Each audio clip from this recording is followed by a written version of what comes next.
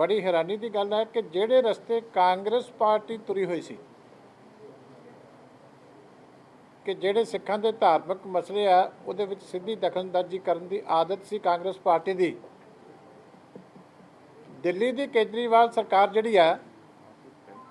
ਉਹ ਵੀ ਇੰਦਰਾ ਗਾਂਧੀ ਦੇ ਰਸਤੇ ਚੱਲਦਿਆਂ ਦਿੱਲੀ ਸਿੱਖ ਗੁਰਦੁਆਰਾ ਮੈਨੇਜਮੈਂਟ ਕਮੇਟੀ ਦੀ ਇਲੈਕਸ਼ਨ ਦੇ ਵਿੱਚ ਸਾਰਾ ਜ਼ੋਰ ਇਹਨਾਂ ਦਾ ਲੱਗਿਆ ਹੋਇਆ ਕਿ ਕਿਸੇ ਤਰੀਕੇ ਸ਼੍ਰੋਮਣੀ ਅਕਾਲੀ ਦਲ ਜਿਹੜਾ ਉਹ ਚੋਣ ਉੱਥੇ ਦਿੱਲੀ ਦੇ ਵਿੱਚ ਨਾ ਲੜ ਸਕੇ। ਇੱਕ ਗੱਲ ਦੀ ਮੈਨੂੰ ਹੈਰਾਨਗੀ ਵੀ ਹੁੰਦੀ ਹੈ ਕਿ ਇੱਕ ਪਾਸੇ ਤਾਂ ਕਹਿੰਦੇ ਆ ਕਿ ਅਕਾਲੀ ਦਲ ਦੇ ਪੱਲੇ ਕੁਛ ਨਹੀਂ ਤੇ ਇਸ ਵੇਲੇ ਦਿੱਲੀ ਦੇ ਮੁੱਖ ਮੰਤਰੀ ਅਰਵਿੰਦ ਕੇਜਰੀਵਾਲ ਸਾਹਿਬ ਦਾ ਵੀ, ਸਰਦਾਰ ਮਨਜੀਤ ਸਿੰਘ ਜੀਕੇ ਦਾ ਵੀ, ਸਰਨਾ ਭਰਾਵਾਂ ਦਾ ਵੀ ਔਰ ਸਾਰਿਆਂ ਦਾ ਰਲ ਕੇ ਜ਼ੋਰ ਲੱਗਿਆ ਹੋਇਆ ਕਿ ਕਿਸੇ ਤਰੀਕੇ ਜਿਹੜਾ ਸ਼੍ਰੋਮਣੀ ਅਕਾਲੀ ਦਲ ਜਿਸ ਸਿੰਬਲ ਦੇ ਉੱਤੇ ਦਿੱਲੀ ਕਮੇਟੀ ਦੀ ਚੋਣ ਲੜਦਾ ਬਾਲਟੀ ਵੀ ਇਹਦੇ ਕੋਲੋਂ ਸਿੰਬਲ ਜਿਹੜਾ ਉਹ ਖੋਇਆ ਜਾਏ। ਜਿਹੜੀ ਦਿੱਲੀ ਸਿੱਖ ਗੁਰਦੁਆਰਾ ਮੈਨੇਜਮੈਂਟ ਕਮੇਟੀ ਦੀ ਚੋਣ ਹੈ ਇਹ ਜਿਹੜਾ ਐਕਟ 1971 ਦੇ ਵਿੱਚ ਬਣਿਆ ਸੀ ਉਹਦੇ ਮੁਤਾਬਕ ਹੁੰਦੀ ਹੈ। ਉਹਦੇ ਮੁਤਾਬਕ ਹੀ 1974 ਦੇ ਵਿੱਚ ਰੂਲਸ ਬਣੇ ਸੀ, ਉਹਦੇ ਮੁਤਾਬਕ ਕੰਮ ਜਿਹੜਾ ਸਾਰਾ ਇਲੈਕਸ਼ਨਾਂ ਦਾ ਹੁੰਦਾ। 2010 ਦੇ ਵਿੱਚ ਉਦੋਂ ਕਾਂਗਰਸ ਦੀ ਸਰਕਾਰ ਸੀ ਤੇ ਰੂਲਸ ਦੇ ਵਿੱਚ ਉਸ ਵੇਲੇ ਇਸ ਤਰ੍ਹਾਂ ਦੀਆਂ ਅਮੈਂਡਮੈਂਟ ਕੀਤੀਆਂ ਗਈਆਂ ਸੀ। ਉਦੋਂ ਵੀ ਇੱਕੋ ਇੱਕ ਮਨਸ਼ਾ ਸੀ ਕਿ ਸ਼੍ਰੋਮਣੀ ਅਕਾਲੀ ਦਲ ਨੂੰ ਦਿੱਲੀ ਗੁਰਦੁਆਰਾ ਸਿੱਖ ਮੈਨੇਜਮੈਂਟ ਕਮੇਟੀ ਦੀ ਸੇਵਾ ਤੋਂ ਕਿਸੇ ਤਰੀਕੇ ਰੋਕਿਆ ਜਾਵੇ। ਉਦੋਂ ਕੁਝ ਇਹੋ ਜਿਹੀਆਂ ਤਬਦੀਲੀਆਂ ਕਰ ਦਿੱਤੀਆਂ ਸੀ ਜਿਹੜੀਆਂ ਐਜ਼ ਪਰ ਐਕਟ ਜੋ ਐਕਟ ਦੇ ਵਿੱਚ ਜੋ ਉਹਦੀ ਸਪਿਰਿਟ ਸੀ ਉਹਦੇ ਖਿਲਾਫ ਸੀ। ਇਸ ਕਰਕੇ 2012 ਦੇ ਵਿੱਚ ਵੀ 2017 ਦੇ ਵਿੱਚ ਵੀ ਉਹ ਰੂਲ ਜਿਹੜੇ ਆ ਉਹ ਲਾਗੂ ਨਹੀਂ ਹੋਏ। ਪਰ ਹੁਣ ਹੈਰਾਨੀ ਹੈ ਕਿ ਦੇਖੋ ਡੈਸਪਰੇਸ਼ਨ ਕਿਸ ਲੈਵਲ ਤੇ ਹੈ ਕੇਜਰੀਵਾਲ ਦੀ ਸਰਕਾਰ ਦੀ ਕਿ ਜਿਹੜੇ ਦਿੱਲੀ ਸਰਕਾਰ ਦੇ ਮੰਤਰੀ ਨੇ ਰਜਿੰਦਰਪਾਲ ਗੌਤਮ ਜੀ social welfare WCD SC ST cooperative ਦੇ ਜਿਹੜੇ ਮਿਨਿਸਟਰ ਆ ਇਹ ਉਹਨਾਂ ਨੇ ਲੈਟਰ ਕੱਲੀ ਆਪ ਆਪਣੇ ਪੈਡ ਦੇ ਉੱਤੇ ਕੱਢੀ ਆ ਕਿ ਸ਼੍ਰੋਮਣੀ ਅਕਾਲੀ ਦਲ ਨੂੰ ਚੋਣ ਲੜਨ ਤੋਂ ਰੋਕਣ ਵਾਸਤੇ ਉਹੀ 2010 ਦੇ ਰੂਲ ਲਾਗੂ ਹੋਣ ਕਿ ਧਾਰਮਿਕ ਪਾਰਟੀਆਂ ਦੇ ਤੌਰ ਦੇ ਉੱਤੇ ਜਿਹੜੀ ਹੈ ਰਜਿਸਟ੍ਰੇਸ਼ਨ ਜਿਹੜੀ ਆ ਉਹ ਹੋਣੀ ਚਾਹੀਦੀ ਆ ਔਰ ਇਹ ਹੁਣ ਤੋਂ ਹੀ ਲਾਗੂ ਹੋਣ ਔਰ ਉਹਨਾਂ ਰੂਲਾਂ ਦੇ ਵਿੱਚ ਲਿਖਿਆ ਹੋਇਆ ਕਿ ਪਾਰਟੀ 1 ਸਾਲ ਪਹਿਲਾਂ ਰਜਿਸਟਰ ਹੋਣੀ ਚਾਹੀਦੀ। ਮੈਂ ਇਹਨਾਂ ਨੂੰ ਪੁੱਛਣਾ ਚਾਹੁੰਦਾ ਕਿ ਜੇ ਦਿੱਲੀ ਸਿੱਖ ਗੁਰਦੁਆਰਾ ਮੈਨੇਜਮੈਂਟ ਕਮੇਟੀ ਦੀ ਸੇਵਾ ਤੁਸੀਂ ਕਹਿੰਦੇ ਹੋ ਕਿ ਬਹੁਤ ਮਾੜੀ ਹੈ ਤੇ ਤੁਹਾਨੂੰ ਡਰਨ ਦੀ ਕੀ ਲੋੜ ਹੈ? ਇਲੈਕਸ਼ਨ ਤਾਂ ਕੋਈ ਆਜ਼ਾਦ ਵੀ ਲੜ ਸਕਦਾ, ਕਿਸੇ ਵੀ ਸਿੰਬਲ ਤੇ ਲੜ ਸਕਦਾ। ਤੁਸੀਂ ਅਕਾਲੀ ਦਲ ਜਿਹੜਾ ਸਿੰਬਲ ਯੂਜ਼ ਕਰਦਾ ਸੀ ਉਹਦੇ ਤੋਂ ਇੰਨੇ ਘਬਰਾਏ ਕਿਉਂ ਪਏ ਹੋ? ਕੀ ਤੁਹਾਨੂੰ ਲੱਗਦਾ ਕਿ ਦਿੱਲੀ ਸਿੱਖ ਗੁਰਦੁਆਰਾ ਮੈਨੇਜਮੈਂਟ ਕਮੇਟੀ ਦੇ ਪ੍ਰਧਾਨ ਸਰਸਾ ਸਾਹਿਬ ਨੇ ਔਰ ਉਹਨਾਂ ਦੀ ਟੀਮ ਨੇ ਸਾਡੇ ਦਿੱਲੀ ਦੇ ਪ੍ਰਧਾਨ ਕਾਲਕਾ ਜੀ ਨੇ ਔਰ ਬਾਕੀ ਮੈਂਬਰ ਸਾਹਿਬਾਨਾਂ ਨੇ ਜਿਹੜੀ ਦਿੱਲੀ ਦੇ ਵਿੱਚ ਲੰਗਰਾਂ ਦੀ ਸੇਵਾ ਕੀਤੀ ਆ ਉਹਦੇ ਤੋਂ ਸੰਗਤ ਖੁਸ਼ ਆ ਕਿ ਜਿਹੜਾ ਹਸਪਤਾਲ ਉਹਨਾਂ ਨੇ ਐਡਾ ਵੱਡਾ ਡਾਇਲਸਿਸ ਸੈਂਟਰ ਚਾਲੂ ਕੀਤਾ ਇਹ ਤਾਂ ਫਿਰ ਮੰਨਣਾ ਪਊਗਾ ਕਿ ਦਿੱਲੀ ਦੀ ਸੰਗਤ ਜਿਹੜੀ ਆ ਉਸ ਪੱਖ ਦੇ ਹੱਕ ਦੇ ਵਿੱਚ ਆ। ਜਿਹੜੀ ਕਰੋਨਾ ਦੇ ਵਿੱਚ ਐਡੀ ਵੱਡੀ ਸੇਵਾ ਦਿੱਲੀ ਕਮੇਟੀ ਨੇ ਕੀਤੀ ਆ ਉਹ ਵੀ ਸੰਗਤ ਨੇ ਪ੍ਰਵਾਨ ਕੀਤੀ ਆ ਔਰ ਜਿਹੜਾ ਕਿਸਾਨ ਅੰਦੋਲਨ ਦੇ ਵਿੱਚ ਦਿੱਲੀ ਸਿੱਖ ਗੁਰਦੁਆਰਾ ਮੈਨੇਜਮੈਂਟ ਕਮੇਟੀ ਦਾ ਤੇ ਸ਼੍ਰੋਮਣੀ ਗੁਰਦੁਆਰਾ ਪ੍ਰਬੰਧਕ ਕਮੇਟੀ ਦਾ ਰੋਲ ਆ ਉਹ ਵੀ ਸੰਗਤ ਨੇ ਪ੍ਰਵਾਨ ਕੀਤਾ ਔਰ ਜਿਹੜੇ ਸਿੱਖ ਨੌਜਵਾਨਾਂ ਦੇ ਖਿਲਾਫ ਕੇਸ ਦਰਜ ਕੀਤੇ ਆ ਕੇਜਰੀਵਾਲ ਦੀ ਸਰਕਾਰ ਨੇ BJP ਦੀ ਕੇਂਦਰੀ ਸਰਕਾਰ ਦੇ ਨਾਲ ਰਲ ਕੇ ਉੱਥੇ ਜਿਹੜਾ ਸਾਡੀ ਦਿੱਲੀ ਕਮੇਟੀ ਨੇ ਰੋਲ ਪਲੇ ਕੀਤਾ ਉਹਦਾ ਵੀ ਮੇਰੇ ਖਿਆਲ ਆਮ ਆਦਮੀ ਪਾਰਟੀ ਨੂੰ ਲੱਗਣ ਲੱਗ ਗਿਆ ਕਿ ਇਹ ਸੰਗਤ ਇਸ ਗੱਲ ਨੂੰ ਜਿਹੜੀ ਹੈ ਸਹੀ ਠਹਿਰਾ ਰਹੀ ਹੈ। ਮੈਂ ਕੇਜਰੀਵਾਲ ਸਾਹਿਬ ਨੂੰ ਕਹਿਣਾ ਚਾਹੁੰਦਾ ਕਿ ਬੜੀਆਂ ਸਰਕਾਰਾਂ ਕੇਂਦਰ ਦੇ ਵਿੱਚ ਵੀ ਨਿਕਲ ਗਈਆਂ, ਸਾਡੇ ਇੱਥੇ ਪੰਜਾਬ ਦੇ ਸੂਬੇ ਦੇ ਵਿੱਚ ਵੀ ਨਿਕਲ ਗਈਆਂ ਜਿਹੜੀਆਂ ਇਸੇ ਗੱਲ ਦੀਆਂ ਆਦੀ ਸਨ ਕਿ ਸਿੱਖਾਂ ਦੇ ਧਾਰਮਿਕ ਮਸਲਿਆਂ ਦੇ ਵਿੱਚ ਸਿੱਧੀ ਦਖਲਅੰਦਾਜ਼ੀ ਜਿਹੜੀ ਆ ਉਹ ਕਰਨੀ ਆ ਤੇ ਅਸੀਂ ਸ਼੍ਰੋਮਣੀ ਗੁਰਦੁਆਰਾ ਪ੍ਰਬੰਧਕ ਕਮੇਟੀ ਦੇ ਉੱਤੇ ਕਬਜ਼ਾ ਕਰਨਾ, ਦਿੱਲੀ ਸਿੱਖ ਗੁਰਦੁਆਰਾ ਮੈਨੇਜਮੈਂਟ ਕਮੇਟੀ ਦੇ ਉੱਤੇ ਕਬਜ਼ਾ ਕਰਨਾ पर ना तो वो कभी कामयाब होए ते ना तुसी कामयाब हो। इस करके मैं दिल्ली की सरकार नूं पार्टी वालों ताड़ना करना चाहुंदा कि सिखां दे इन्हां अंदरूनी मामलों के विच इस तरह की नंगी चिट्टी दखलअंदाजी कि मिनिस्टर जिहड़े आ आप ऑर्डर पास कर रहे हैं कि इस तरीके जिहड़ी है सिंबल की अलॉटमेंट होवे। मैं समझदा ये मंदभागी है, इनू असीं कंडैम भी करते हैं, पर ये जिहड़ी नर्वसनैस है उन्हां दी वो जरूर नज़र आउंदी है। दूजी गल है कि देश के विच एक बड़ा ट्रेंड चल पिया। पिछे महाराष्ट्र दे विच भी TRP का स्कैंडल होया कि कुछ चैनल जिहड़े सी वो इस तरीके जिहड़े काम करन लग गए सी कि मैनेज करन लग गए सी चीज़ां नूं कि ये लगे कि ये चैनल जिहड़ा ज़्यादा लोकप्रिय। कुछ कंपनियां इलैक्शनां दे विच सर्वे करदियां वार वार पार्टियां दे नाल रल के फर्जी सर्वे करदियां, और ये मैं समझदा देश के विच डेमोक्रेसी नूं प्रभावित करन दी और लोकां नूं गुमराह करन दी एक बड़ी वड्डी साजिश है। ये ट्रेंड डे बाय डे लगातार चलदा जा रहा। जदों आम आदमी पार्टी नाल आई सी ते उदों इन्हां ने एक सर्वे कीता सी, आ सी वोटर का सर्वे है। मैं तुहाडी याद दे वास्ते दोहराउणा चाहुंदा, असीं स्क्रीन के उत्ते भी ला दिता। ये सी वोटर ने सर्वे किया सी कि झाड़ू वालियां नूं 100 सीटां मिलणगीਆਂ और कांग्रेस नूं 10 ते अकाली दल नूं 7। ये इसे दे इश्तिहार बने, केजरीवाल की फोटो लगी, झाड़ू का बाद चोण निशान लग्या ते इहदा राजनीतिक दुरुपयोग जिहड़ा वो पंजाब दे विच सारे लोगों को गुमराह करने वास्ते केजरीवाल ने उहदी पार्टी ने शरेआम किया। मैं सी वोटर नूं पुछदा कि की इन्हां ने उदों इस गल का कोई नोटिस लिया सी कि तुहाडा जिहड़ा सर्वे है उहदे ते सिंबल ला के केजरीवाल की फोटो ला के ते सारे जिहड़े पंजाब दीआं गलियां दे विच इह इश्तिहार कंध दे उत्ते लग्या होया, उत्थे दी उदों दी उस वेले दी फोटो है, पिछे दीवार है जिवें बाकी इश्तिहार लगदे आ दीवारां ते। इस तरीके दे लोकां नूं गुमराह करन वास्ते जिहड़ा सी वोटर ने उदों ये सर्वे जिहड़ा ये छापिया सी केजरीवाल नूं फायदा देण वास्ते, और रिजल्ट की निकलिया कि 100 तो वध सीटां दे रहे सी ते बाद च 20 सीटां आईयां। जिहड़ा एग्जिट पोल कढिया सी इन्हां ने सी वोटर ने ਉਹਦੇ ਵਿੱਚ ਵੀ 59 ਤੋਂ 67, क्योंकि पंजाब ਦੇ ਵਿੱਚ 59 ਜਿਹੜੀ ਹੈ सीटां ਤੇ सरकार ਬਣਦੀ ਆ ਤੇ ਪੂਰਾ ਟਿੱਲ ਲਾਇਆ ਸੀ ਉਦੋਂ ਵੀ ਇਹਨਾਂ ਨੇ ਕਿ 59 सीटां ਤਾਂ ਘੱਟੋ ਘੱਟ ਆਉਣੀਆਂ, 67 ਵੀ ਆ ਸਕਦੀਆਂ। ਇਹ ਜਿਹੜਾ ਐਗਜ਼ਿਟ ਪੋਲ ਕੀਤਾ ਸੀਗਾ सी ਵੋਟਰ ਦਾ, ਔਰ ਹੁਣ ਮੈਂ ਪੁੱਛਣਾ ਚਾਹੁੰਦਾ ਕਿ ਕੀ ਕ੍ਰੈਡੀਬਿਲਿਟੀ ਹੈ ਇਸ ਸਰਵੇ ਦੀ। ਅੱਜ ਸਾਹਮਣੇ ਆ ਕਿ 100 ਸੀਟ ਕਹੀ ਸੀ ਤੇ ਫਿਰ 20 ਸੀਟਾਂ ਪੰਜਾਬ ਦੇ ਵਿੱਚ ਆਪ ਦੀਆਂ ਆਈਆਂ। तो मैं पुछना चाहुंदा सी वोटर के जोड़े भी प्रबंधक केजरीवाल के नाल रल के जोड़े सारे काम कर रहे हैं कि यह जोड़ा लोगों को गुमराह करने का काम उस वेले जोड़ा ये सर्वे एजेंसी ने क्यों किया, ये मीडिया ने भी मैं बेनती करदा कि तुहानूं भी स्टडी करना चाहिए। और दूजी गल है कि हुण एक इन्हां ने कल दोबारा सर्वे किया, उहदे विच जिहड़ा हुण है कल ही सर्वे दोबारा होया, उहदे विच इन्हां ने फिर दोबारा पंजाब दे विच आम आदमी पार्टी नूं उभार के ते 51 तो 57 जिहड़ियां सीटां वो कल एक चैनल ने जिहड़ा हैगा वो टैलीकास्ट किया। हुण मैं केजरीवाल साहब नूं ते तुहाडे राहीं पुछना चाहुंदा ते नाल सी वोटर दे प्रबंधकां नूं भी पुछना चाहुंदा भई पंजाब दे विच 13 फरवरी नूं 8 कारपोरेशनां ते 108 कमेटियां दीयां चोणां होईयां, म्यूनसिपल कमेटियां दीयां। 15-20 दिन के फर्क के उत्ते मैनूं दसो कि पंजाब दे विच स्थिति किवें बदल गई कि 4000 जां 4300 बंदे दा सैंपल लैके ते तुसीं फिर आम आदमी पार्टी की सरकार बनाउण लगे। कोई रीजन दसना चाहिए। लखां लोकां ने जिहड़ी है उस इलैक्शन दे विच पार्टिसिपेट किया, ਹਾਲੇ ਕਿ ਸਾਰੀ ਕਾਂਗਰਸ ਨੇ ਧੱਕੇਸ਼ਾਹੀ ਕੀਤੀ, ਲੋਕਾਂ ਦੇ ਪੇਪਰ ਰਿਜੈਕਟ ਕੀਤੇ, ਹਰ ਤਰ੍ਹਾਂ ਦੀ ਬੇਈਮਾਨੀ ਕੀਤੀ,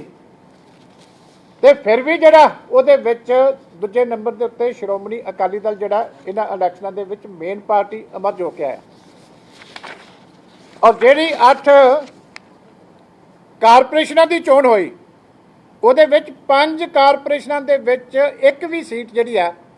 ਉਹ ਆਮ ਆਦਮੀ ਪਾਰਟੀ ਨੂੰ ਨਹੀਂ ਆਈ। ਚੌਥੇ ਨੰਬਰ ਤੇ 8 ਕਾਰਪੋਰੇਸ਼ਨਾਂ ਦੇ ਵਿੱਚ ਆਮ ਆਦਮੀ ਪਾਰਟੀ ਚੌਥੇ ਨੰਬਰ ਤੇ ਆ। ਨਾ ਇਹਨਾਂ ਨੂੰ ਅਬੋਹਰ ਦੇ ਵਿੱਚ ਸੀਟ ਆਈ, ਨਾ ਬਠਿੰਡਾ ਦੇ ਵਿੱਚ, ਨਾ ਕਪੂਰਥਲਾ ਦੇ ਵਿੱਚ, ਨਾ ਪਠਾਨਕੋਟ ਦੇ ਵਿੱਚ, ਨਾ ਮੋਹਾਲੀ ਦੇ ਵਿੱਚ ਇੱਕ ਸੀਟ ਵੀ ਨਹੀਂ ਆਈ ਆਮ ਆਦਮੀ ਪਾਰਟੀ ਨੂੰ। ਤੇ ਟੋਟਲ ਇਹਨੂੰ ਸਾਰੇ ਪੰਜਾਬ ਦੇ ਵਿੱਚੋਂ 9 ਸੀਟਾਂ ਆਈਆਂ। ਤੇ ਮੈਂ ਜਿਹੜੇ ਸ਼੍ਰੀਮਾਨ ਜੀ ਸਰਵੇ ਕਰ ਰਹੇ ਆ ਆਮ ਆਦਮੀ ਪਾਰਟੀ ਨਾਲ ਰਲ ਕੇ, ਇਹ ਮੈਂ ਕਹਿੰਦਾ ਸਰਵੇ ਨਹੀਂ, ਇਹ ਕ੍ਰਿਮੀਨਲ ਕੌਨਸਪੀਰੇਸੀ ਹੈ ਜਿਹੜੀਆਂ ਐਸਟੈਬਲਿਸ਼ਡ ਪਾਰਟੀਆਂ ਉਹਨੂੰ ਡਿਸਟੈਬਲਾਈਜ਼ ਕਰਨ ਦੀ। ਇਹ ਬਹੁਤ ਵੱਡਾ ਕ੍ਰਾਈਮ ਹੈ, ਇਹ ਛੋਟੀ ਗੱਲ ਨਹੀਂ। ਮੈਂ ਪੁੱਛਣਾ ਸਾਰੇ ਮੀਡੀਆ ਦੇ ਵਿੱਚ, ਮੈਂ ਓਪਨਲੀ ਪੁੱਛਣਾ ਚਾਹੁੰਦਾ ਕਿ 13 ਫਰਵਰੀ ਨੂੰ ਇਲੈਕਸ਼ਨ ਹੋਈ ਹੈ, 17 ਫਰਵਰੀ ਨੂੰ ਰਿਜ਼ਲਟ ਆਇਆ, ਇਹ ਰਿਜ਼ਲਟ ਹੈ। ਤੇ ਕੋਈ ਮੈਨੂੰ ਦੱਸੇ ਕਿ 4300 ਬੰਦਿਆਂ ਦਾ ਸੈਂਪਲ ਲੈ ਕੇ ਤੇ ਸਰਕਾਰ ਹੇਠਾਂ ਦੀ ਉੱਪਰ ਕਿੱਦਾਂ ਹੋ ਗਈ? ਕੋਈ ਜਸਟੀਫਿਕੇਸ਼ਨ ਤਾਂ ਹੋਣੀ ਚਾਹੀਦੀ ਹੈ ਜਿਹਨੇ ਸਰਵੇ ਕਰਨੇ ਆ, ਕਿ ਕੱਲਾ ਪੈਸਾ ਹੀ ਕਰੋੜਾਂ ਰੁਪਏ ਲੈ ਕੇ ਤੇ ਕਮਾਈ ਕਰਨ ਵਾਲਾ ਸਾਧਨ ਨਹੀਂ ਬਣਾਉਣਾ। ਇਸ ਲਈ ਮੈਂ ਸਮਝਦਾ ਕਿ ਇਹ ਬਹੁਤ ਵੱਡੀ ਇੱਕ ਕ੍ਰਿਮੀਨਲ ਕੌਨਸਪੀਰੇਸੀ ਹੈ। ਔਰ ਕੇਜਰੀਵਾਲ ਜਿਹੜਾ ਹੈਗਾ, ਕਿਉਂਕਿ ਦਿੱਲੀ ਦੀ ਸਰਕਾਰ ਦਾ ਬਜਟ ਬਹੁਤ ਵੱਡਾ ਹੈ ਪਬਲਿਕ ਰਿਲੇਸ਼ਨ ਦਾ, ਐਡਵਰਟਾਈਜ਼ਮੈਂਟ ਦਾ,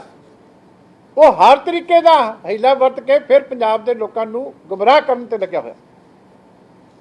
ਤੁਸੀਂ ਪਰਸੈਂਟੇਜ ਜਿਹੜੀ ਇਹ ਕੱਢ ਰਿਹਾ, ਜਿਹੜੀ ਪਿਛਲੀ ਵਾਰੀ ਪਰਸੈਂਟੇਜ 2017 ਦੀ ਸੀ, ਉਹ ਰਿਵਰਸ ਕਰ ਦਿੱਤੀ, ਉਲਟੀ ਕਰ ਦਿੱਤੀ, ਕਿ ਹੁਣ 21% ਅਕਾਲੀ ਦਲ ਨੂੰ ਦਿੱਤੀ ਤੇ ਜਿਹੜੀ ਹੈ ਕਾਂਗਰਸ ਨੂੰ 32% ਕਰ ਦਿੱਤੀ,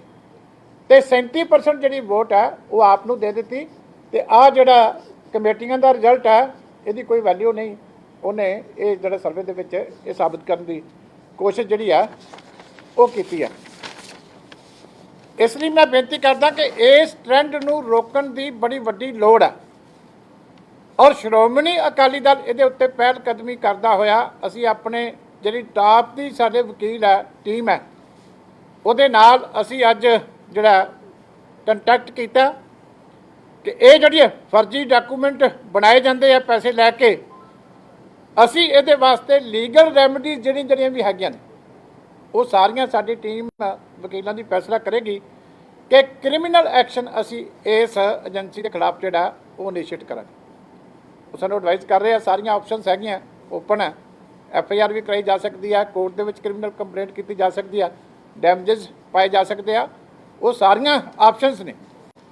ਉਹ ਸਾਡੀ ਟੀਮ ਡਿਸਾਈਡ ਕਰੇਗੀ। ਪਰ ਅਸੀਂ ਥੋੜ੍ਹੇ ਦਿਨਾਂ ਦੇ ਵਿੱਚ ਕ੍ਰਿਮੀਨਲ ਐਕਸ਼ਨ ਜਿਹੜਾ ਹੈਗਾ ਉਹ ਇਸ ਏਜੰਸੀ ਦੇ ਖਿਲਾਫ ਜਿਹੜਾ ਉਹ ਇਨੀਸ਼ੀਏਟ ਕਰਾਂਗੇ, ਤਾਂ ਜੋ ਡੈਮੋਕ੍ਰੇਸੀ ਨੂੰ ਜਿਹੜੀਆਂ ਇਹ ਤਾਕਤਾਂ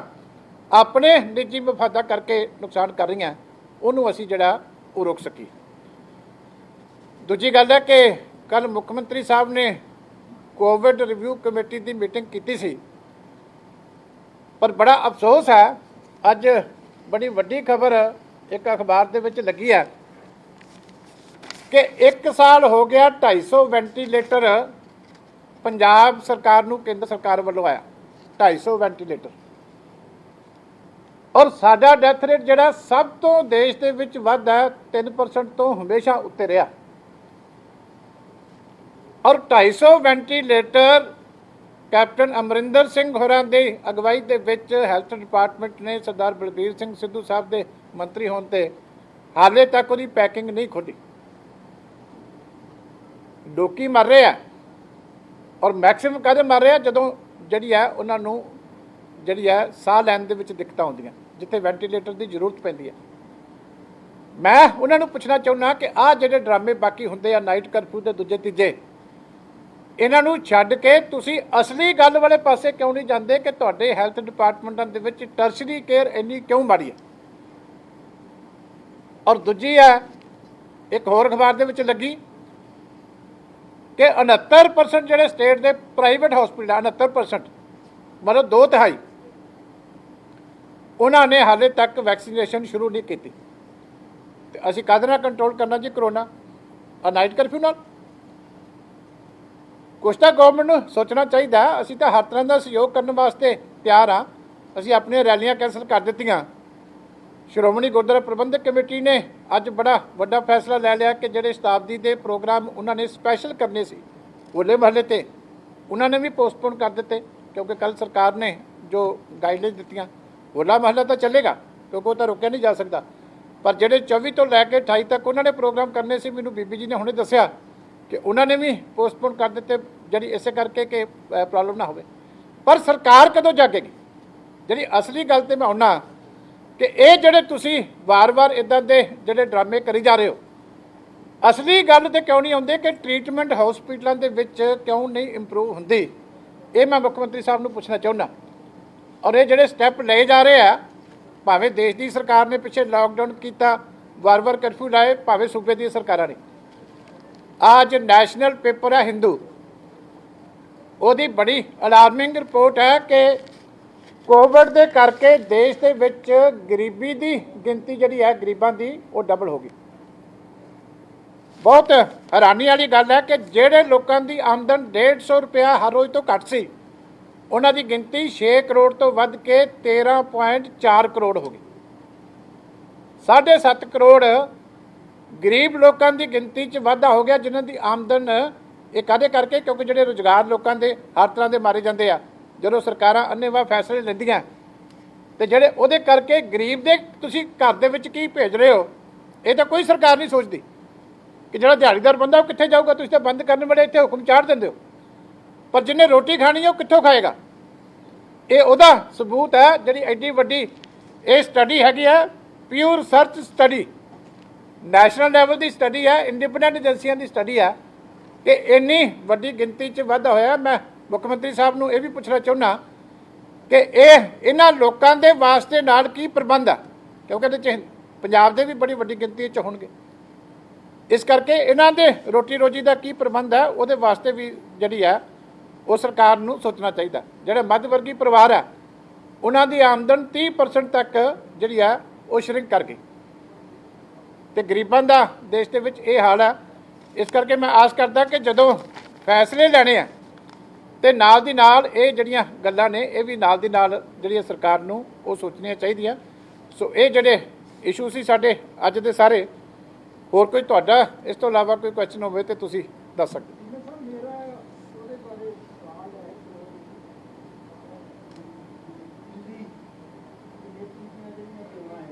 ਹਾਂਜੀ ਹਾਂਜੀ 1977 ਦੇ ਐਕਟ ਦੇ ਮੁਤਾਬਕ ਕੀ ਹੋ ਰਹੀਆਂ ਕਿ ਪੁਆਇੰਟ ਦਾ ਰੈਜਿਸਟ੍ਰੇਸ਼ਨ ਦਾ ਉਹ ਵੀ ਹੈ ਕਿ ਸੈਕੂਲਰ ਪਾਰਟੀ ਹੀ ਲੜ ਸਕਦੀ ਹੈ, ਧਾਰਮਿਕ ਪਾਰਟੀ ਹੀ ਲੜ ਸਕਦੀ ਹੈ, ਕਿਉਂਕਿ ਤੁਸੀਂ ਸੰਵਿਧਾਨ ਦੇ ਵਿੱਚ ਚੇਂਜ ਕਰ ਰਹੇ ਸੀ। ਇੱਕ ਸੰਵਿਧਾਨ ਜਿਹੜਾ ਸੀਗਾ ਆਪਣੀ ਪਾਰਟੀ ਦਾ ਉਹ ਸੈਕੂਲਰ ਦਾ ਦਿੱਤਾ ਹੋਇਆ, ਤੇ ਇੱਕ ਜਿਹੜਾ ਉਹ ਧਾਰਮਿਕ ਦੇ ਤੌਰ ਤੇ ਦਿੱਤਾ ਹੋਇਆ। ਉਹਦੇ ਅੰਦਰ ਹੀ ਇਲੈਕਸ਼ਨਾਂ ਆਪਣੇ SGPC ਦੀਆਂ ਤੇ ਦਿੱਲੀ ਦੀਆਂ ਲੜੀਆਂ ਜਾ ਰਹੀਆਂ। ਇਹ ਜਿਹੜਾ ਆਰਡਰ ਉਹਨਾਂ ਨੇ ਅੱਜ ਅਖਬਾਰਾਂ 'ਚ ਲੱਗਾ ਹੈਗਾ, ਇਹ ਆਰਡਰ ਕੀ ਪਾਰਲੀਮੈਂਟ ਦਾ ਆਰਡਰ ਹੈ ਜਿਹੜਾ ਉਹਨਾਂ ਨੇ ਛਪਵਾਇਆ ਜਾਂ ਕਹਿ ਕੇ ਅਨਾਉਂਸ ਕਰਵਾਇਆ? ਇਹਦਾ ਐਕਟ ਜਿਹੜਾ ਹੈ ਇਹ ਤਾਂ ਪਾਰਲੀਮੈਂਟ ਹੀ ਬਣਾਉਂਦੀ ਹੈ। ਮੈਂ ਦਿੱਲੀ ਜਿਹੜੀਆਂ ਕਮੇਟੀ ਸਰਕਾਰ ਦੀਆਂ ਗਾਈਡਲਾਈਨਸ ਆ, ਇੱਕ ਤਾਂ ਮੈਂ ਤੁਹਾਡੀ ਜਿਹੜੀ ਗੱਲ ਗਲਤ ਬਿਆਨੀ ਤੁਸੀਂ ਕੀਤੀ ਹੈ ਉਹ ਮੈਂ ਠੀਕ ਕਰਦਿਆਂ ਕਿ ਸਾਡਾ ਕਨਸਟੀਟਿਊਸ਼ਨ ਇੱਕੋ ਹੀ ਹੈ, ਔਰ ਦੇਸ਼ ਦਾ ਕਾਨੂੰਨ ਸਾਨੂੰ ਉਸੇ ਕਨਸਟੀਟਿਊਸ਼ਨ ਦੇ ਤਹਿਤ ਇਲੈਕਸ਼ਨ ਲੜਨ ਦੀ ਇਜਾਜ਼ਤ ਜਿਹੜੀ ਹੈ ਉਹ ਦਿੰਦਾ ਹੈ। ਤੁਹਾਨੂੰ ਯਾਦ ਹੋਣਾ ਜਦੋਂ ਅਸੀਂ ਸ਼੍ਰੋਮਣੀ ਗੁਰਦੁਆਰਾ ਪ੍ਰਬੰਧਕ ਕਮੇਟੀ ਦੀਆਂ ਚੋਣਾਂ ਲੜੀਆਂ ਸੀ ਤੇ ਸਰਦਾਰ ਬਲਵੰਤ ਸਿੰਘ ਖੇੜਾ ਸਾਹਿਬ ਨੇ ਇਲੈਕਸ਼ਨ ਕਮਿਸ਼ਨ ਨੂੰ ਪਾਈ ਸੀ। ਇਹ ਇਲੈਕਸ਼ਨ ਕਮਿਸ਼ਨ ਆਫ ਇੰਡੀਆ ਨੇ ਰੱਦ ਕੀਤੀ ਸੀ ਕਿ ਇਹਦੇ 'ਚ ਕੋਈ ਨਹੀਂ ਹੈ, ਉਹ ਇਲੈਕਸ਼ਨ ਲੜ ਸਕਦੇ। ਪਰ ਤੁਹਾਡੀ ਗੱਲ ਗਲਤ ਹੋ ਗਈ ਨਾ। ਸੰਵਿਧਾਨ ਚੇਂਜ ਕਰਨ ਦੀ ਤਾਂ ਲੋੜ ਪਵੇ ਕਿ ਕੋਈ ਕਮਿਸ਼ਨ ਨੇ ਕਿਹਾ ਹੋਵੇ ਤਾਂ। ਨਹੀਂ, ਤੁਸੀਂ ਸਵਾਲ ਠੀਕ ਕੀਤਾ, ਮਤਲਬ ਤੁਸੀਂ ਬਲਵੰਤ ਸਿੰਘ ਖੇੜੇ ਵਾਲੀ ਭਾਸ਼ਾ ਬੋਲ ਕੇ ਨਹੀਂ ਸੀ ਬੋਲਣੀ ਚਾਹੀਦੀ, ਕਿਉਂਕਿ ਇਲੈਕਸ਼ਨ ਕਮਿਸ਼ਨ ਦਾ ਆਰਡਰ ਹੈ ਮੇਰੇ ਹੱਥ 'ਚ। ਕਿਉਂਕਿ ਜਿਹੜੀ ਹੈਗੀ ਆ, ਮੈਂ ਸੁਣ ਲਓ, ਹੁਣ ਮੈਂ ਤੁਹਾਨੂੰ ਜਵਾਬ ਸਾਰਾ ਦੇ ਦੇਣਾ। ਜਿਹੜਾ ਦੇਸ਼ ਦਾ ਸੰਵਿਧਾਨ ਹੈ, ਆਰਟੀਕਲ 25 ਤੋਂ ਲੈ ਕੇ 28 ਤੱਕ ਤੁਹਾਨੂੰ ਫਰੀडम ਆਫ ਰਿਲੀਜਨ ਦਿੰਦਾ ਔਰ ਆਰਟੀਕਲ 26 ਦੇ ਵਿੱਚ ਜਿਹੜਾ ਹੈਗਾ ਫਰੀडम ਟੂ ਮੈਨੇਜ ਅਫੇਅਰ ਜਿਹੜੀ ਹੈ ਤੁਹਾਨੂੰ ਦਿੱਤੀ ਹੋਈ ਹੈ ਔਰ ਸੁਪਰੀਮ ਕੋਰਟ ਦੀ ਇੱਕ ਨਹੀਂ ਕਈ ਰੂਲਿੰਗ ਆ ਅਸੀਂ ਉਹ 'ਚ ਕੋਟ ਕੀਤੀਆਂ ਸੀ ਸਾਰੀਆਂ ਜਦੋਂ ਇਲੈਕਸ਼ਨ ਕਮਿਸ਼ਨ ਨੂੰ ਕੰਪਲੇਂਟ ਉਹਨਾਂ ਨੇ ਕੀਤੀ ਸੀ ਕਿ ਜਿਹੜੀ ਮੈਨੇਜਮੈਂਟ ਆਫ ਸ਼ਰਾਈਨਸ ਹੈ ਉਹ ਸੈਕੂਲਰ ਐਕਟੀਵਿਟੀ ਹੈ ਉਹ ਕਮਿਊਨਲ ਨਹੀਂ ਹੁੰਦੀ ਜਿਵੇਂ ਤੁਸੀਂ ਕਹਿੰਦੇ ਨਾ ਰਿਲੀਜੀਅਸ ਹੈ ਪਾਰਟੀ ਦੇ ਉਹਦੇ 'ਚ ਡਿਫਾਈਨਡ ਆ ਕਿ ਤੁਸੀਂ ਕਿਸੇ ਵੀ ਪਾਰਟੀ ਦੇ ਮੈਂਬਰ ਹੋਵੋ ਜੇ ਤੁਸੀਂ ਇਲੈਕਸ਼ਨ ਲੜਨੀ ਚਾਹੋ ਆਪਣੇ ਫੇਥ ਦੀ ਚਾਹੇ ਗੁਰਦੁਆਰੇ ਦੀ ਚਾਹੇ ਮੰਦਿਰ ਦੀ ਚਾਹੇ ਚਰਚ ਦੀ ਚਾਹੇ ਮਸਜਿਦ ਦੀ ਕੋਈ ਵੀ ਲੜਨੀ ਚਾਹੋ ਤੁਸੀਂ ਲੜ ਸਕਦੇ ਮੈਨੇਜਮੈਂਟ ਹੈ ਦਿਸ ਇਜ਼ ਮੈਨੇਜਮੈਂਟ ਠੀਕ ਹੈ ਨਾ ਜਿਹੜੀ ਹੈਗੀ ਮੈਨੇਜਮੈਂਟ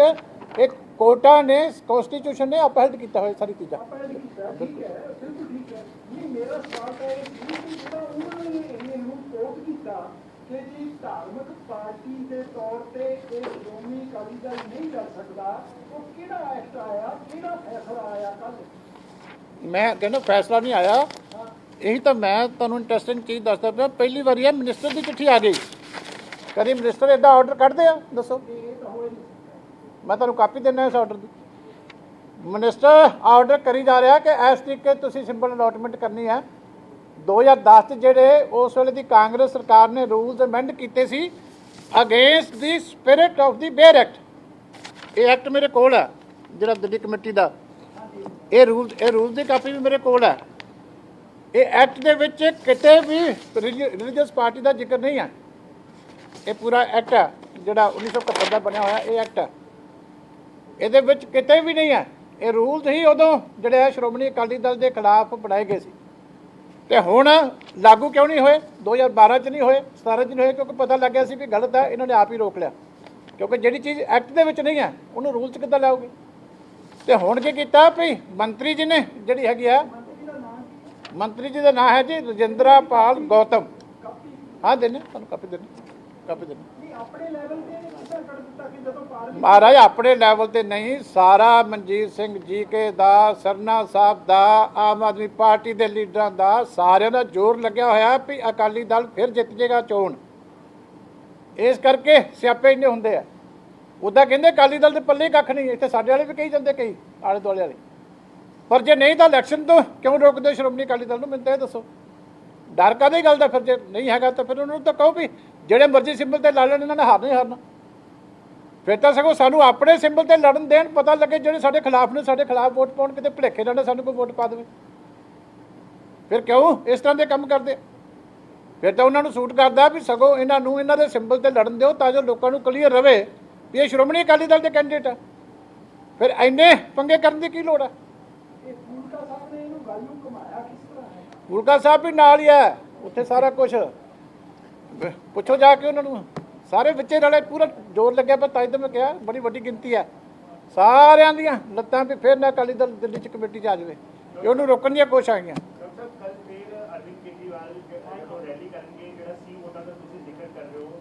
ਆਂਕੜੇ ਕੱਲ ਦੁਬਾਰਾ ਪੇਸ਼ ਕੀਤੇ ਜਾਣਗੇ ਪੰਜਾਬ ਦੀ ਜਨਤਾ ਦੇ ਸਾਹਮਣੇ ਫਿਰ ਉਹੀ ਚੋਣਾਂ ਦੀ ਨੂੰ ਲੈ ਕੇ ਜਿਹੜੇ ਵਾਅਦੇ ਕੀਤੇ ਜਾਣ ਤੁਹਾਨੂੰ ਲੱਗਦਾ ਹੈ ਕਿ ਜਿਹੜਾ ਤੁਸੀਂ ਗੱਲ ਕਰ ਰਹੇ ਹੋ ਕਿ ਤੁਸੀਂ ਹਲੇ ਲੀਗਲ ਰਾਏ ਲੈਣ ਦੀ ਤੁਸੀਂ ਗੱਲ ਕਰ ਰਹੇ ਹੋ ਜਾਂ ਲੀਗਲ ਐਕਸ਼ਨ ਲਓਗੇ ਤੁਹਾਨੂੰ ਲੱਗਦਾ ਨਹੀਂ ਕਿ ਅੱਜ ਅਗਰ ਤੁਸੀਂ ਲੈ ਲਓ ਤੇ ਕੱਲ ਦਾ ਕੋਈ ਅਸਰ ਲੋਕਾਂ ਦੇ ਉੱਤੇ ਪਏਗਾ ਕਿਉਂਕਿ ਲੋਕਾਂ ਨੇ ਤਾਂ ਫਿਰ ਗੁੰਮਰਾਹ ਵਾਲੀ ਜਿਹੜੀ ਗੱਲ ਉਹ ਹੋਣੀ ਦੇਖੋ ਗੱਲ ਹੈ ਥੋੜਾ ਜਿਹਾ ਟਾਈਮ ਲੱਗਦਾ ਹਾਲੇ ਕੱਲ ਹੋਇਆ ਅੱਜ ਅਸੀਂ ਡਾਕੂਮੈਂਟ ਆਪਣੇ ਵਕੀਲਾਂ ਨੂੰ ਦਿੱਤੇ ਆ ਪ੍ਰੀਲਿਮਿਨਰੀ ਉਹਨਾਂ ਨੇ ਕਿਹਾ ਕਿ 100% ਠੀਕ ਹੈ ਕਿ ਅਸੀਂ ਇਹਦੇ 'ਤੇ ਕ੍ਰਿਮੀਨਲ ਐਕਸ਼ਨ ਲੈਣਾ ਚਾਹੀਦਾ ਸਰ ਬਾਕੀ ਕੇਜਰੀਵਾਲ ਸਾਹਿਬ ਤਾਂ ਕੱਲ ਹੋਰ ਕਈ ਝੂਠ ਬੋਲਣਗੇ ਫਿਰ ਬਾਅਦ 'ਚ ਬਿਕਰਮ ਸਿੰਘ ਮਜੀਠੀਆ ਤੋਂ ਜਿਵੇਂ ਲਿਖਤੀ ਮਾਫੀ ਮੰਗੀ ਸੀ ਫਿਰ ਮੰਗਣਗੇ ਉਹ ਵੀ ਕੰਮ ਚੱਲੂਗਾ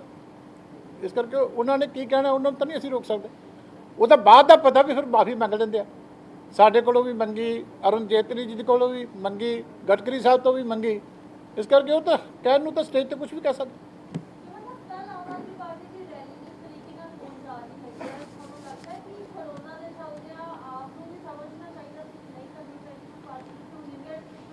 ਦੇਖੋ ਅਸੀਂ ਆਪਣੀਆਂ ਰੈਲੀਆਂ ਕੈਂਸਲ ਕਰ ਦਿੱਤੀਆਂ ਸ਼੍ਰੋਮਣੀ ਗੁਰਦੁਆਰਾ ਪ੍ਰਬੰਧਕ ਕਮੇਟੀ ਨੇ ਜਿਹੜੇ ਸ਼ਤਾਬਦੀ ਦੇ ਸਪੈਸ਼ਲ ਪ੍ਰੋਗਰਾਮ ਸੀ ਅਨੰਦਪੁਰ ਸਾਹਿਬ ਦੇ 24 ਤੋਂ 28 ਤੱਕ ਦੇ ਉਹਨਾਂ ਨੇ ਕੈਂਸਲ ਕਰ ਦਿੱਤੇ ਇਸ ਕਰਕੇ ਆਪਣੀ ਆਪਣੀ ਜ਼ਿੰਮੇਵਾਰੀ ਸਵਾਰੀ ਲੈ ਸਕਦੀ ਹੈ ਇਹ ਹੁਣ ਉਹਨਾਂ ਨੇ ਕੱਲ ਆਉਣਾ ਤੁਸੀਂ ਉਹਨਾਂ ਨੂੰ ਪੁੱਛ ਲਿਓ ਉੱਦਾਂ ਦੇ ਲੋਕਾਂ ਨੂੰ ਸਾਰੇ ਦੇਸ਼ ਦੇ ਵਿੱਚ ਦਬਕੇ ਮਾਰਦੇ ਹੁੰਦੇ ਵੀ ਇੱਥੇ ਮੈਂ ਵੜ ਨਹੀਂ ਦੇਣਾ ਕਿਸੇ ਨੂੰ ਟੈਸਟ ਕਰਾਏ ਬਗੈਰ ਇੱਥੇ ਆਪਣਾ ਇਲਾਜ ਜਾ ਕੇ ਆਪਣੀ ਸਟੇਟ 'ਚ ਕਰਾਓ ਤੇ ਹੁਣ ਕਰਨੀ ਕੈਂਸਲ ਕਿ ਨਹੀਂ ਕਰਨੀ ਇਹ ਉਹਨਾਂ ਨੂੰ ਪੁੱਛੋ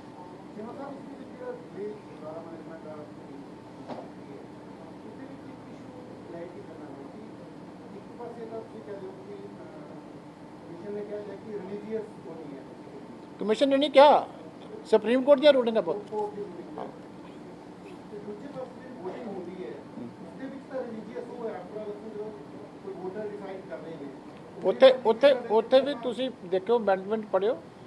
ਮੈਨੀਫੈਸਟੋ ਪਾਰਟੀ ਨੇ ਦੇਖਿਓ, ਮੈਨੇਜਮੈਂਟ ਹੀ ਹੈ ਕਿ ਤੁਸੀਂ ਕਿਵੇਂ ਬੈਟਰ ਕਰੋ, ਕਿ ਜਿਹੜਾ ਤੁਸੀਂ ਸਾਰਾ ਗੁਰਦੁਆਰੇ ਦਾ ਸਿਸਟਮ ਹੈ ਉਹਦੀ ਮੈਨੇਜਮੈਂਟ ਹੋਰ ਕਿਸ ਤਰ੍ਹਾਂ ਬੈਟਰ ਕਰੋ। ਇਹੀ ਪਾਰਟੀਆਂ ਦੀ ਡਿਊਟੀ ਹੁੰਦੀ ਹੈ, ਇਹੀ ਕਰਨੀ। ਧਰਮ ਦਾ ਕੰਮ ਜਿਹੜਾ ਹੈਗਾ ਉਹ ਧਾਰਮਿਕ ਸਾਈਡ ਤੇ ਹੁੰਦਾ। ਡਾਕਟਰ ਵੋਟ ਤਾਂ ਅਸੀਂ ਮੈਨੇਜਮੈਂਟ ਵਾਸਤੇ ਹੀ ਕਰ ਰਹੇ ਹਾਂ, ਨਹੀਂ ਤੇ ਜਿਹੜੀ ਮੈਨੇਜਮੈਂਟ ਵਾਸਤੇ ਤਾਂ ਕਰ ਸਕਦੇ ਹੋ ਨਾ, ਇਹੀ ਤਾਂ ਸੁਪਰੀਮ ਕੋਰਟ ਨੇ ਕਹਿਣਾ ਫਰੀडम ਆਫ ਰਿਲੀਜਨ ਹੈ। ਤੁਸੀਂ ਕੋਈ ਵੀ ਕੰਮ ਕਰਦੇ ਹੋ, ਜੇ ਤੁਸੀਂ ਐਕਸਟਰਾ ਟਾਈਮ ਆਪਣੇ ਧਰਮ ਨੂੰ ਦੇਣਾ ਚਾਹੁੰਦੇ ਹੋ ਤੇ ਕਿਸੇ ਦੇ ਉਹਦੇ ਤੇ ਬਾਹਰ ਨਹੀਂ ਹੈ। ਜੇ ਕੋਈ ਨਿਸ਼ਕਾਮ ਸੇਵਾ ਦੇ ਤੌਰ ਤੇ ਸੇਵਾ ਕਰਨੀ ਚਾਹੁੰਦਾ ਨਾਲ ਤਾਂ ਕਰ ਸਕਦਾ। ਇਹੀ ਚੀਜ਼ ਹੈ ਉਹਦੇ 'ਚ। ਇਹ ਅੱਜ ਦੀ ਨਹੀਂ ਹੈ, ਸਾਡੇ ਖਿਲਾਫ ਕਈ ਵਾਰੀ ਕੇਸ ਹੋਏ ਇਹਨਾਂ 'ਤੇ, ਹਰ ਵਾਰੀ ਐਸਜੀਪੀਸੀ ਇਲੈਕਸ਼ਨ ਤੋਂ ਬਾਅਦ ਕੋਈ ਨਾ ਕੋਈ ਚਲਾ ਜਾਂਦਾ। ਤੇ ਮੈਂ ਤਾਂ ਵਿਦ ਡਾਕੂਮੈਂਟਸ ਗੱਲ ਕਰਦਾ, ਮੈਂ ਡਾਕੂਮੈਂਟਸ ਤੋਂ ਬਗੈਰ ਨਹੀਂ ਗੱਲ ਕਰਦਾ। ਇਲੈਕਸ਼ਨ ਕਮਿਸ਼ਨ ਨੇ ਉਦੋਂ ਉਹਦੇ ਵਿੱਚ ਲਿਖਿਆ ਹੈ, The Commission does not find ground for action as urged by you in your above referred communication। ਬੜੀ ਵੱਡੀ ਪਟੀਸ਼ਨ ਸੀ ਤੇ ਕਮਿਸ਼ਨ ਨੇ ਰੱਦ ਕਰਤੀ, ਪਰ ਨਹੀਂ ਉਹ ਠੀਕ ਲੜ ਸਕਦੇ ਆ, ਕਿਉਂਕਿ ਉਹਦੇ ਸਿੰਬਲ ਹੋਰ ਹੁੰਦੇ ਆ। ਗੁਰਦੁਆਰਾ ਇਲੈਕਸ਼ਨ ਦੇ ਸਿੰਬਲ ਹੋਰ ਹੁੰਦੇ ਆ, ਜਿਹੜਾ ਸਾਡਾ ਬਾਕੀ ਇਲੈਕਸ਼ਨ ਆ ਉਹਦਾ ਸਿੰਬਲ ਤੱਕੜੀ ਹੁੰਦਾ, ਤਰਾਜੂ। ਜਿਹੜੇ ਉਹਦੇ ਸਿੰਬਲ ਹੁੰਦੇ ਆ, ਇੱਥੇ ਪੰਜਾਬ ਸਾਡਾ ਟਰੈਕਟਰ ਹੁੰਦਾ, ਉੱਥੇ ਬਾਲਟੀ ਹੁੰਦਾ। ਇਸ ਕਰਕੇ ਉਹਦੇ ਸਿੰਬਲ ਔਰ ਇਹਦੇ ਸਿੰਬਲ, ਜਿਹੜੇ ਇਲੈਕਸ਼ਨ ਕਮਿਸ਼ਨ ਆਫ ਇੰਡੀਆ ਦੇ ਸਿੰਬਲ ਆ ਉਹ ਫਰੀਜ਼ ਹੁੰਦੇ ਆ, ਉਹ ਕਿਸੇ ਵੀ ਧਾਰਮਿਕ ਇਲੈਕਸ਼ਨ 'ਚ ਯੂਜ਼ ਨਹੀਂ ਹੁੰਦੇ। ਇਸ ਕਰਕੇ ਉਹ ਸਿਸਟਮ ਹੀ ਲੱਗਾ। ਪਰ ਇਹਨਾਂ ਨੂੰ ਤਾਂ ਅਸੀਂ ਇਹ ਪੁੱਛਦੇ ਵੀ ਇਹ ਤਾਂ ਕਹਿੰਦੇ ਅਕਾਲੀ ਦਲ ਨੂੰ ਵੋਟ ਪੈਣੀ ਨਹੀਂ, ਤੇ ਇਸ ਕਰਕੇ ਡਰਦੇ ਕਿਉਂ ਆ? ਗੱਲ ਤਾਂ ਇਸ਼ੂ ਤਾਂ ਮੇਨ ਇਹ ਹੈ ਕਿ ਲੋਕਾਂ ਦੀ ਕਹਿਣੀ ਤੇ ਕਥਨੀ 'ਚ ਫਰਕ ਕਿੰਨਾ। ਸਾਰਿਆਂ ਦਾ ਜ਼ੋਰ ਲੱਗਿਆ ਹੋਇਆ ਕਿ ਅਕਾਲੀ ਦਲ ਨੂੰ ਕਿਸੇ ਤਰੀਕੇ ਬਾਹਰ ਕੱਢਿਆ ਜਾਵੇ, ਪਰ ਅਕਾਲੀ ਦਲ ਦੇ ਖਿਲਾਫ ਲੜੋ ਨਾ, ਇੱਥੇ ਕਿਹਨੇ ਇਲੈਕਸ਼ਨ ਲੜੋ,